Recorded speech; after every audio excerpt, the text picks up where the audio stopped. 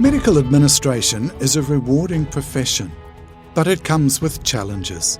So what is it like, and what should you do if confronted with a monumental administrative difficulty? This is the podcast that takes unfortunate scenarios and explores the essentials of clinical governance to find solutions. I'm Dr David Rankin, a very experienced medical administrator and lead fellow with the Royal Australasian College of Medical Administrators. And this is Safeguarding Healthcare, the essentials of clinical governance.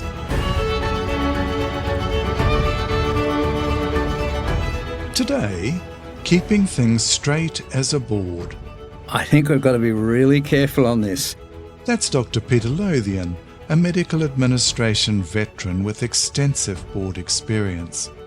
He served as Group Director Medical Services and Clinical Governance at a large private hospital in Melbourne, Victoria, and was the Executive Director of the hospital's Education and Research Institute. He currently serves on the board of a large private hospital and the Australian Cardiac Surgery Research Institute. And I'm presenting Dr Lowthian with a difficult scenario.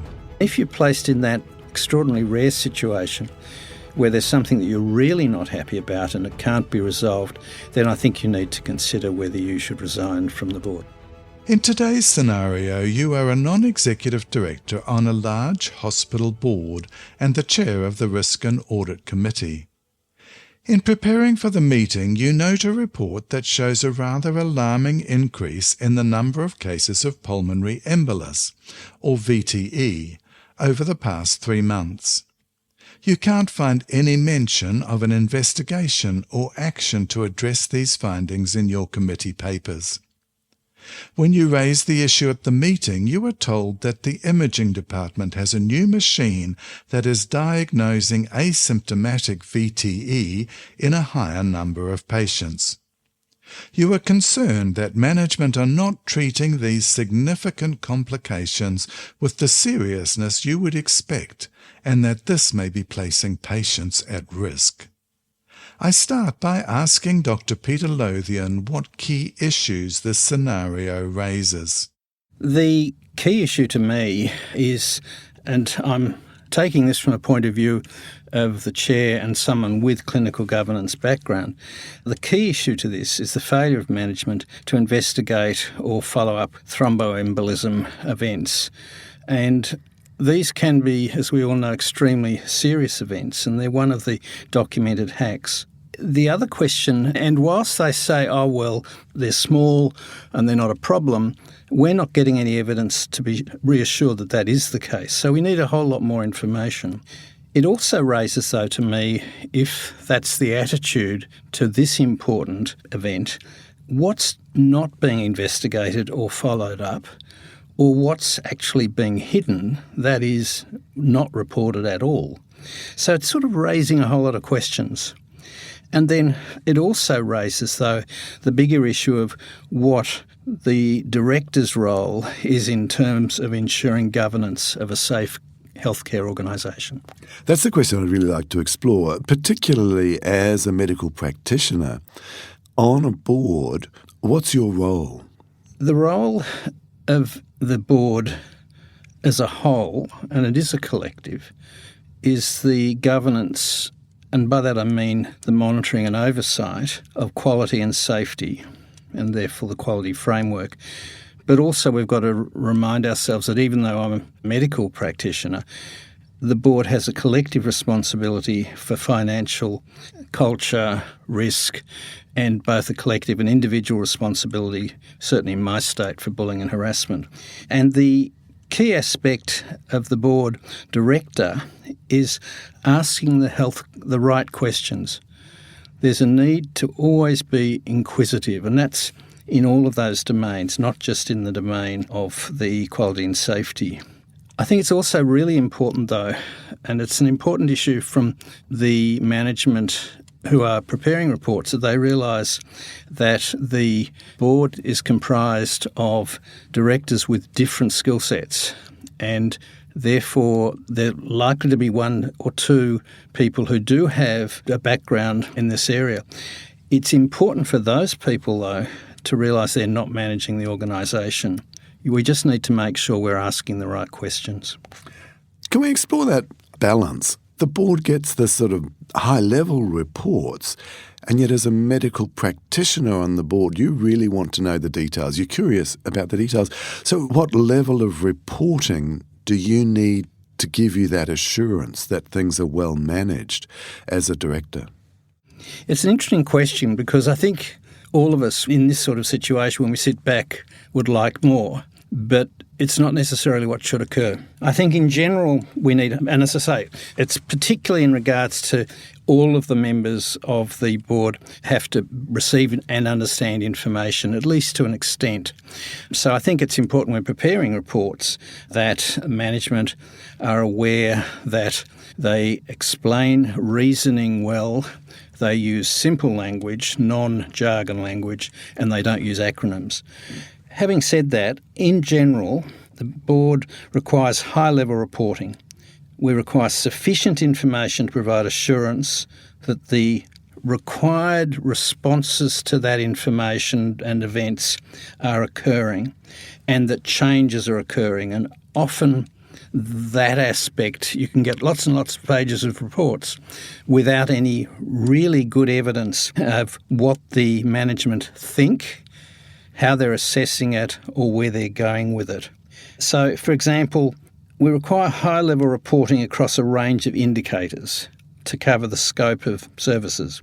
And you can do that pretty simply with performance indicators which are agreed to, with RAG rating against benchmarking. Because as a board, you really don't need to be focusing, if everything's going really well, on 90% of the items.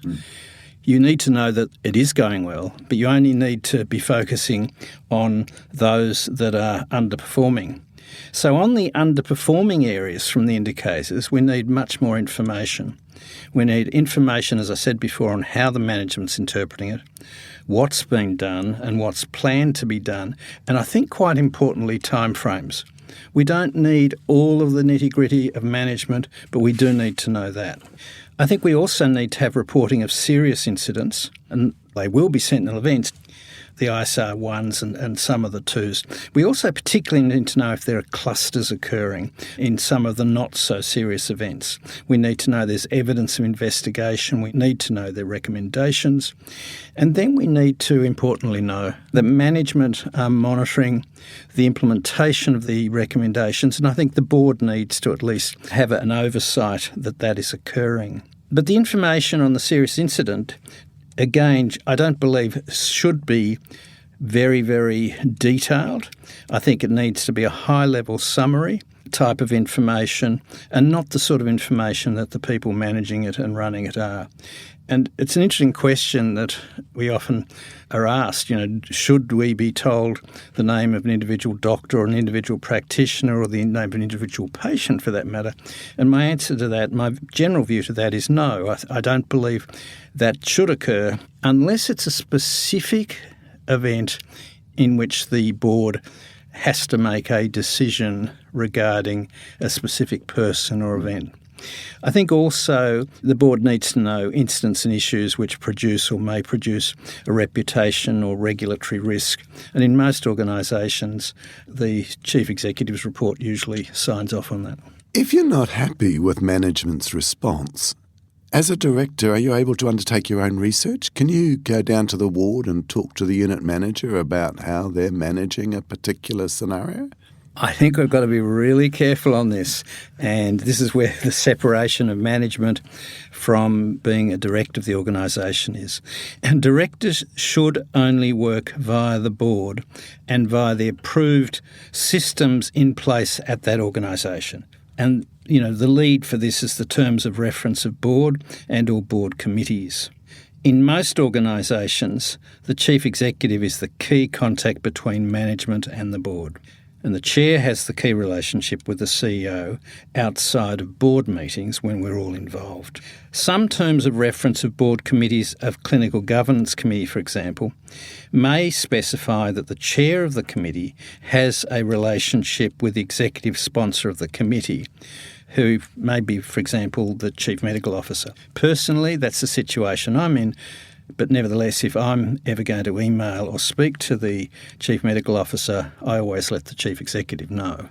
Individual directors are able to, and indeed should, and I think must, conduct their own research outside of the organisation to inform them on topics. For example, I do clinical governance, but I also do financial and general governance updates and research. As a director, the issue that is always the question is, what do you do if you're concerned about the response of management? I think the initial discussion should and must be at the board. You can ask to meet with staff to understand the risk and potential remedial actions, but only with the approval of the CEO. If you remain unhappy with the responses of the CEO, then you should raise it with the chair of the board. And if you're placed in that extraordinarily rare situation where there's something that you're really not happy about and it can't be resolved, then I think you need to consider whether you should resign from the board. There are legal liabilities on board members, and if you can't fulfil your role as a director, then you should consider whether or not you should continue being a director. A very, very nasty position to be in. What about your reports? Can you, as a board director, say, I don't like this report, your graphs aren't the way I want them, and direct how your reports should be presented? I certainly think you can say you're not happy with them, and I certainly think you can make suggestions as to how they could be improved or changed. As I say, the reports have to be in a format to which all the members of the board can understand, and you need to work, if it's a board committee, with the executive sponsor or with the CEO to ensure that you have what you need, and where necessary, you continue to ask for additional information. Again, you've got to be careful you don't cross the line into actually management. You can make it clear that what you need to understand is being reported, as well as the scope of what is in the reports. But at the end of the day, it is up to the chief executive, who is responsible for providing those reports, to provide them. And as I've said before, if that relationship's breaking down, then there are steps that need to be taken to look into it. You get all the numbers, all the graphs. They look okay, but how do you know whether they're best practice?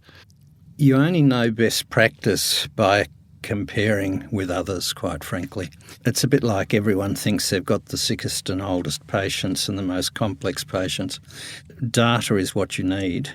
And so you request benchmark data and reports, and there are a whole range of sources of benchmarking data.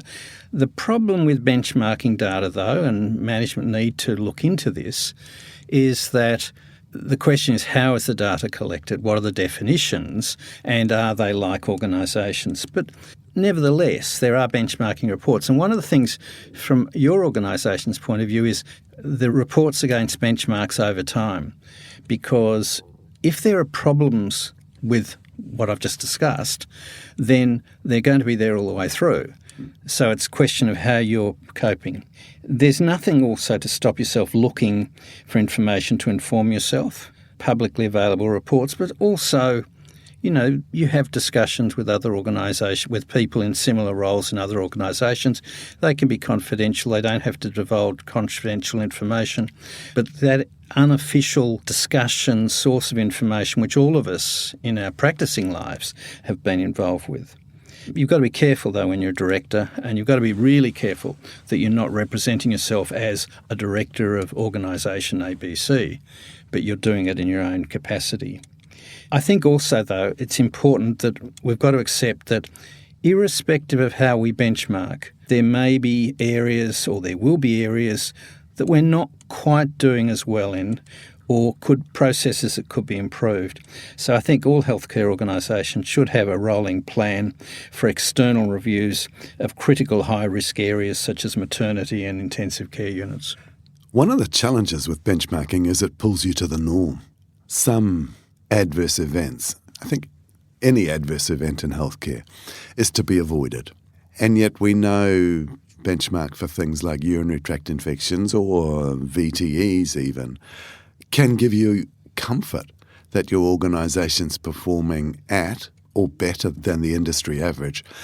As a board director, is that industry average something you should aim for? I totally agree with you. Things like HSMR can hide large numbers of underperforming areas, particularly for a big organisation. But I would flip it a little bit. Firstly, you certainly don't want to be performing at less than the industry average. But that's not saying you're a quality organisation. So you need to ensure that significant events, even if they're small numbers, all of them become really important to investigate and need to be improved upon. You can look for supposed exemplar organisations, but they may only be exemplar in certain areas. But again, this is where the management should be doing this, and I think they usually do that. So chief medical officers, directors of medical services and clinical governance, they've got their own network. They know what works and where people are performing well, where they're not performing well as an organisation. And I think they need to be encouraged to come to you and say, you've got to ask the question, is this the best organisation? Should we be benchmarking against, if we're a private, only against privates? If we're a private, should we be benchmarking against the best public? I think you've got to ask those questions and see what the management's response is. Yeah, I think that's a really important thing. Are there other organisations that do it better? And how do we get to that state? One of the tensions of being on a board is that boards tend to focus on financial performance. It's all about the bottom line, EBITDA, and all sorts of other acronyms about financial performance drive the vast majority of board activity. How do you make sure, as a medically qualified board director, that there's a balance between financial and clinical performance? I think that's a great question, and I'd again just toss up a balloon and say boards should be focusing more on strategy than they are on what's happened last week. But having said that, now to your question, all healthcare organisations need to be financially viable to enable ongoing delivery of quality services, as well as sufficient income to enable investment for ongoing services and development. Doesn't matter whether you're a not-for-profit or a for-profit organisation or for a public service. All organisations need to be in that situation. And from a director's point of view, that's a big part of our fiduciary duties. Having said that, in healthcare, I'm strongly of the view we also have an equal clinical governance duty to our patients and staff and organisation and the community from that point of view to ensure patient safety and quality and ongoing improvement of healthcare services. So you do need to ensure that there is sufficient time and space for the clinical performance reporting and assessment. You've actually got to be an advocate. Each director, as I've said before, brings to the board a set of skills and knowledge. So education of board members in clinical governance, I think, must be one of the areas for the board to consider for their annual education program. In other words, we have to make all of the board directors aware that this really is a core part of our being and what we're doing. Yeah, absolutely. I guess one of the challenges is, how do you, as a board director, gain assurance that management's taken appropriate action? So often we get all the numbers, and when we ask, the response is, we referred that to the haematology committee, or we referred that to the anaesthetists. How do you gain assurance that the organisation's actually going to address and the risk that you've become aware of? It's really, at times it can be quite difficult because, as I say, we're not managing the organisation, but we do have oversight and monitoring. We need to look for improvement in performance indicators. We need to be always trying to improve the performance. Now, the difficulty with that is that most reporting to boards are indicators where things have gone wrong. So yes, it's nice to say I want to see a reduction in that, but there's only a certain amount of reduction and that occurs or is possible. And as people say, we're performing within the tolerance limits we've set, So the answer to that should be, well, is it time to reduce the tolerance limits? So it's again a question of just asking and being inquisitive. Registry data, registry reports, again, they're very high level, but they will identify if things are going wrong. I think consumer feedback and representation is really important. We want consumers who are able to ask our management questions and who can add their voice to committee, and I firmly believe to board committees in clinical governance particularly, by being there and asking questions. And they're quite different, but also complaints and general consumer feedback. We're looking for surrogates, but if they're there and if they're a problem. I think I like to see evidence of cycles of improvement. I don't like seeing a black box response. Oh, we've referred it to so-and-so. Okay, why? When are they coming back to you? What are you looking for as an outcome? And then I think involvement of medical staff is really important. And I know I've already said the board shouldn't be delving down, but there are ways you can get a taste for what the medical staff are thinking. The Clinical Governance Committee that I chair, we actually have at each meeting one of the divisions of the medical staff, the head of the craft group, who does a formal, a presentation. And we have discussion and they present what they're doing, they discuss where they've got outliers, they discuss what their quality activities are. And I think that's really, if you like, they're the people who are at the coalface. And so if we're looking, and they're focused very much on patients, and so they will be good indicators of how the organisation's performing. I always like assurance that the clinical governance team have done their research, they've identified the problem, they've narrowed it down to a patient cohort, and, if you like, a responsible group of clinicians who's accountable for that outcome, and they're engaging with those frontline clinicians.